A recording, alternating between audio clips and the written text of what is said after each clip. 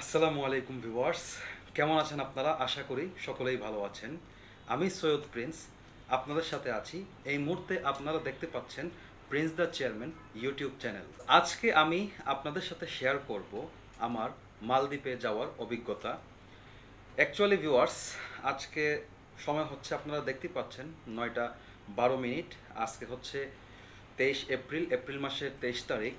আজকে আমি ভ্রমণ করার উদ্দেশ্যে মালদ্বীপে যাচ্ছি এবং আমি মালদ্বীপে থাকব 5 রাত। তারপর মালদ্বীপ থেকে আমি চলে যাব শ্রীলঙ্কায়, সেখানে থাকব আমি 3 রাত।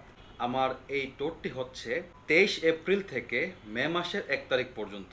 এখান থেকে একটু পর আমি এয়ারপোর্টের উদ্দেশ্যে রওনা হব।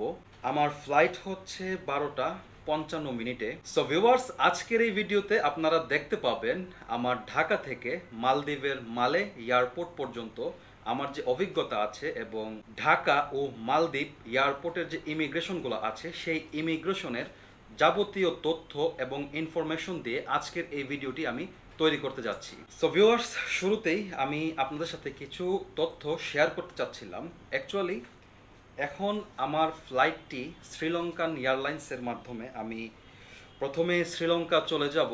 তারপর শ্রীলঙ্কায় আমার ট্রানজিট, শ্রীলঙ্কা থেকে আমি যাব মালদ্বীপে। তো মালদ্বীপে যখন আমি এন্টার করব, মালদ্বীপে এন্টার করার জন্য অবশ্যই মালদ্বীপ ইমিগ্রেশনের জন্য আমার এই ইমোগাটা লাগবে। এটা ওয়ান কাইন্ড অফ আপনারা মালদ্বীপের ভিসা হিসেবে ধরতে পারেন। এই ইমোগাটা আপনারা অনলাইনের মাধ্যমে নিজে নিজেই করে নিতে পারবেন। আর এটা হচ্ছে আমার ঢাকা টু কলম্বো, কলম্বো টু মালে এয়ার টিকেট। আর এটা হচ্ছে আমার রিটার্ন এয়ার টিকেট। আমি যে মানি এক্সচেঞ্জ থেকে ডলার এন্ডোর্স করেছি সেটার অ্যাকনোলজমেন্ট সার্টিফিকেট। এটা হচ্ছে আমার মালদ্বীপের হোটেল বুকিং। এটা হচ্ছে আমার শ্রীলঙ্কার হোটেল বুকিং।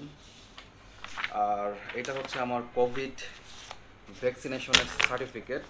অবশ্যই আপনারা যারা মালদ্বীপ এবং শ্রীলঙ্কা ট্যুরের উদ্দেশ্যে বের হবেন, আপনারা আপনাদের ফ্লাইটের আগের দিন রাতে এই যে ইমোগাটা আছে, এই ইমোগাটা করে নেবেন।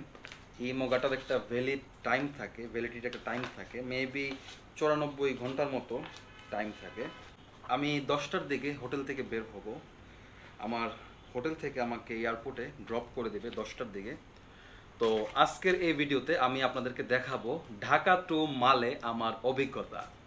প্রথমেই মালদ্বীপ সম্পর্কে কিছু তথ্য আপনাদের সঙ্গে শেয়ার করে নেই। মালদ্বীপ হচ্ছে এমন একটি দেশ যে দেশে রয়েছে শুধু পানি আর পানি, অর্থাৎ আপনি যেদিক দিয়েই তাকাবেন দেখতে পাবেন শুধুমাত্র সমুদ্র আর সমুদ্র।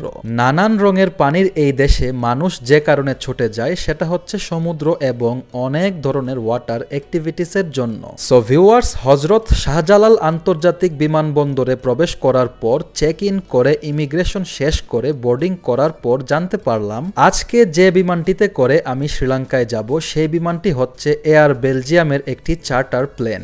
এই বিমানের অভিজ্ঞতা ছিল খুবই দুর্দান্ত। তারপর উঠে গেলাম বিমানের ভেতর। আমার কাঙ্ক্ষিত সিটটিতে যে বসার পর দেখতে পেলাম সামনে দেয়া স্ক্রিনে কিছু নির্দেশনা দেয়া হচ্ছিল কিভাবে সিট বেল্ট পরতে হবে, কোথায় অক্সিজেন মাস্ক রাখা আছে, এই সকল বিষয়ে।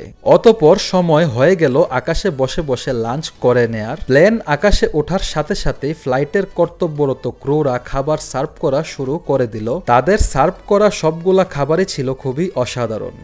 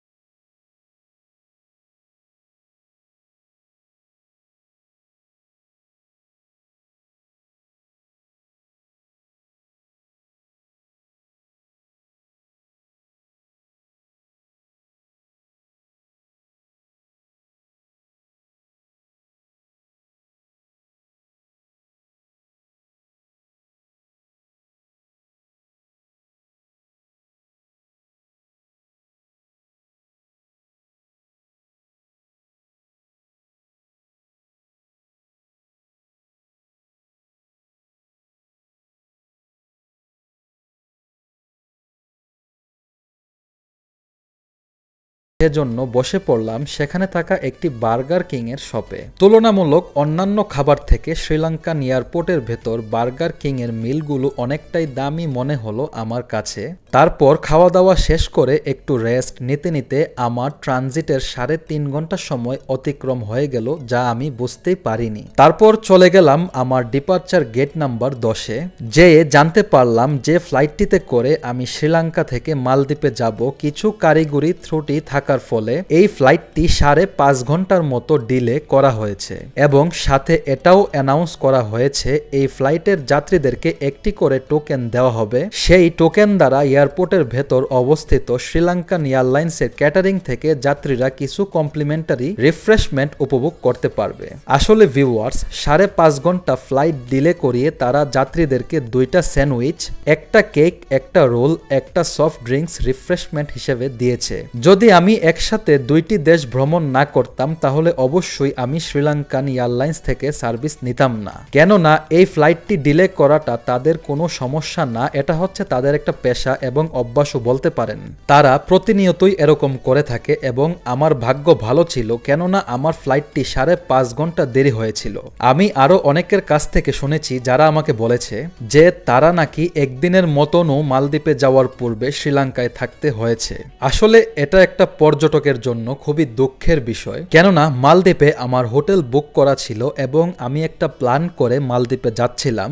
আমি 6 দিন থাকবো, 6 দিনে আমি কি কি অ্যাক্টিভিটিস করব সেগুলোর একটি প্ল্যান আমার ছিল, কিন্তু দেখা গেল তাদের সমস্যার জন্য আমার একটা দিন নষ্ট হয়ে গেল।